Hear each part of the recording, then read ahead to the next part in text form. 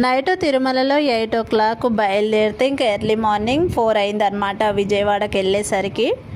ఇక మార్నింగ్ వెళ్ళగానే ఇంకా రెస్ట్ అది ఏం తీసుకోకుండా తొందరగా దర్శనం చేసుకుంటూ అయిపోతుంది. ఎందుకంటే పిల్లల ఎగ్జామ్స్ కూడా దగ్గరలోనే ఉన్నాయి అనేసి మేము కరెక్ట్గా ఎగ్జామ్స్ ముందు వెళ్ళినాం అనమాట.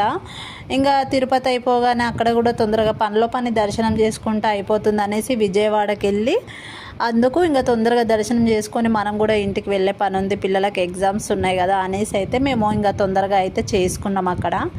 ఇక ముందే గంగ దగ్గరికి వెళ్ళి స్నానాలు చేసి రెడీ అయ్యి టిఫిన్ చేసి ఇంకా అక్కడ మనకు ఇవి అంటే అమ్మవారికి శారీస్ అవన్నీ కూడా అమ్ముతున్నారనమాట. పూలు గాజులు ఇవన్నీ పసుపు కుంకుమ ఉంటాయి కదా, అవన్నీ కొంబో ప్యాక్ లాగా రెడీ చేసి కవర్లో అయితే అమ్ముతున్నారనమాట. 100 రూపీస్ 50 రూపీస్ అలాగా అనేసి ఇంకా మేము కూడా ఒకసారి అయితే అమ్మవారికి పెట్టినట్టు ఉంటుంది అనేసి నేనైతే తీసుకున్నాను. ఇంకా దర్శనం కూడా తొందరగానే అయింది, ఎందుకంటే ఇంకా సమ్మర్కి ముందే వెళ్ళాం కాబట్టి.